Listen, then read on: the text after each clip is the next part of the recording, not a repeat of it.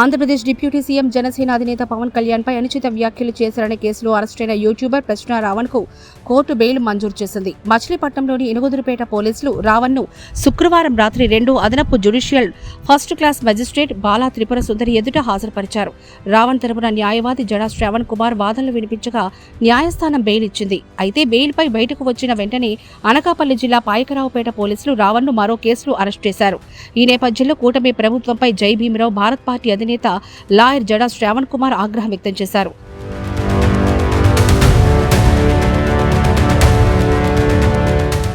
రాష్ట్రంలో ప్రశ్నించే గొంతులపై కూటమి ప్రభుత్వం కావాలనే కుట్రపూరితంగా కేసులు పెడుతోందని జడా శ్రావణ్ కుమార్ మండిపడ్డారు. జనసేన కార్యకర్తలు పోలీస్ స్టేషన్లోకి దూసుకొచ్చి రావణ్పై దాడులు చేయడానికి ప్రయత్నించారని, అధికారంలో ఉండి ఇలా చేయడం ఎంతవరకు కరెక్టో పవన్ కళ్యాణ్ ఆలోచించుకోవాలని ఆయన కోరారు. ఈరోజు రాష్ట్ర ప్రభుత్వ కుట్రలు కొనసాగుతూ ఉన్నాయి. రాష్ట్ర వ్యాప్తంగా ప్రశ్నించేటువంటి గొంతుల మీద కేసు పెట్టాలి అని ప్రభుత్వం ఆలోచించటం తప్పులేదు. ఎందుకంటే ప్రభుత్వానికి ఒక ఎజెండా ఉంటుంది. ఆ ప్రభుత్వ ఎజెండా పాలిటిక్స్ మీద ఆధారపడి ఉంటుంది. కానీ పోలీసులు లెజిస్లేటివ్ బాడీ కాదు, ఎగ్జిక్యూటివ్ బాడీ. చట్టాలు చేయటం వరకు శాసనకర్తల యొక్క రోల్ అయితే చట్టాలను అమలుపరిచేటువంటి బాధ్యత పోలీసులది. కానీ దురదృష్టం ఏంటి అంటే ఆంధ్రప్రదేశ్ రాష్ట్రంలో పోలీసులు ఫాలో అవుతున్నటువంటి రాజ్యాంగం క్రిమినల్ ప్రొసీజర్ కోడ్ కాదు, లేకపోతే భారతీయ పిఎన్ఎస్ఎస్ కాదు, బిఎన్ఎస్ కాదు. ఇక్కడ ఫాలో అవుతుంది Pawan Kalyan constitution, PC, Pawan Kalyan constitution. Pawan Kalyan constitution ఎలా ఫాలో అవుతుంది అంటే, మీ అందరూ మీడియా సోదరులు పొద్దు నుంచి చూస్తున్నారు, పోలీస్ స్టేషన్లకు తీసుకురావటం అక్రమమా సక్రమమా చట్టం చూసుకుంటుంది. ఒకవేళ ఆ ప్రశ్నించేటువంటి రావణ్ కొంచెం ఎక్సెసివ్గా ప్రశ్నించాడు, లాంగ్వేజ్ కొంచెం ఎక్కువగా చెప్పాడు అని ఫీల్ అయితే చట్టం బెయిల్ ఇస్తుందా, బెయిల్ ఇవ్వదా, ఏం చేస్తుంది అనేది law will take their own course. అయితే చట్టం చేస్తున్నటువంటి పని చట్టం చేస్తుంది. రావణ్ కొంచెం ఎక్సెస్గా ప్రశ్నించాడు అనుకున్నప్పుడు చట్టం బెయిల్ ఇస్తుందా, బెయిల్ ఇవ్వదా పక్కన పడేసేయండి. It's most unfortunate thing. Arrest చేయటం అది సక్రమమా మంచిదా చెడ్డదా అనేది నేను అక్రమం అంటాను, వాళ్ళు సక్రమం అంటారు, that is a different issue. కానీ పోలీస్ స్టేషన్ల మీద దాడి, 100 మంది పోలీస్ స్టేషన్లోకి దూకి, ఈవెన్ పిఠాపురంలో, నిన్న కాకినాడలో, ఈరోజు మచిలీపట్నంలో, ఈరోజు పోలీస్ స్టేషన్ల మీద 100 మంది జనసేన కార్యకర్తలు దాడి చేసి ఒక వ్యక్తిని కొట్టాలి, ఒక వ్యక్తిని చంపాలి అని చూడటం ఈ రాష్ట్రంలో ఉన్నటువంటి ఉప ముఖ్యమంత్రి పవన్ కళ్యాణ్ అధికారంలో ఉన్న పార్టీకి తప్ప రైటా ఆలోచించాలి. పార్టీలు ఆలోచించాలి, ప్రజాస్వామ్యాన్ని కోరుకునే ప్రతి ఒక్క వ్యక్తి ఆలోచించాలి, ప్రభుత్వం కూడా ఆలోచించాలి. నాకు ఈ సందర్భంలో ఒక మాట గుర్తొస్తుంది.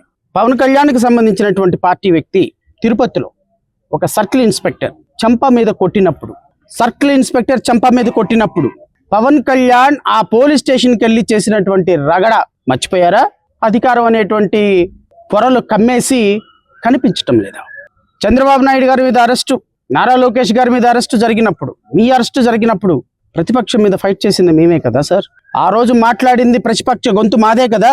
ఆ రోజు మీరు ప్రతిపక్షాలుగా మా సహకారం తీసుకొని ప్రజాస్వామ్యాన్ని నిలబెట్టండి, ప్రజాస్వామ్య పరిరక్షణ వేదిక అని ఒకటి ఏర్పాటు చేసి జడా శ్రావణ్ కుమార్ గారు మీరు దానికి చైర్మన్గా ఉండాలని రిక్వెస్ట్ చేసింది ఇప్పుడు ముఖ్యమంత్రి గారు కాదా? ఈ so called Atchannaidu and Janasena party మంత్రి దుర్గేష్ మీ అందరం కూడా ప్రజాస్వామ్య పరిరక్షణ వేదిక అని మీటింగులు పెట్టి తిరగలేదా? ఏమైపోయింది ఈరోజు ప్రజాస్వామ్యం? ఏమైపోయింది ఈరోజు? ప్రశ్నిస్తే కేసు పెట్టారు, చట్టం ప్రకారం తీసుకురండి, అరెస్ట్ చేయండి, కోర్టు బెయిల్ ఇస్తే హ్యాపీగా తీసుకుంటాం, బెయిల్ ఇవ్వకుండా రిమాండ్ చేస్తే కోర్టులోనే బెయిల్ తెచ్చుకుంటాం. కానీ వాట్ ఈస్ దిస్? బెయిల్ వచ్చేంత వరకు ఆగి బయటికి రాగానే వేరే పోలీస్ స్టేషన్కి తీసుకెళ్ళిపోవటమా? ఇది డెమోక్రసీనా? ఈరోజు మీ దగ్గర అధికారం ఉంది, మీ దగ్గర 4 కార్యకర్తలు ఉన్నారు, పిల్లి బిత్తర కార్యకర్తలకు చెప్తున్నా నేను, మీరు పెద్ద మనగాళ్ళు అనుకుంటే అధికారంలో ఉన్న పార్టీ ఉప ముఖ్యమంత్రి పార్టీలో కార్యకర్తలుగా 90 సంవత్సరాల ముసలమ్మ కూడా కర్ర తీసుకుని వచ్చి కొడుతుంది.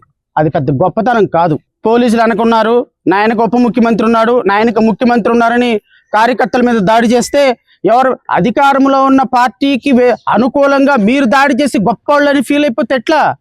ఒక వ్యక్తి యొక్క ప్రజాస్వామ్య హక్కులు కాపాడి అప్పుడు చెప్పండి గొప్పగా, అప్పుడు మాట్లాడండి. ఒక వ్యక్తిని బయటికి తీసుకురావటం, ఒక వ్యక్తిని కొట్టకుండా కాపాడటం, అది ప్రజాస్వామ్య లక్షణం. కానీ ప్రతిపక్ష పార్టీ కోసం పోరాడాలి, కానీ అధికారంలో ఉన్న పార్టీకి వాళ్ళ నాయకుడిని అన్నాడని పోలీస్ స్టేషన్ల మీద దాడి చేయటం అది గొప్పతనం అనుకొని పవన్ కళ్యాణ్ గొప్పతనాన్ని పెంచుకుంటున్నాడా, పవన్ కళ్యాణ్ యొక్క గౌరవాన్ని పెంచుకుంటున్నాడా, తగ్గించుకుంటున్నాడా? Decide your self.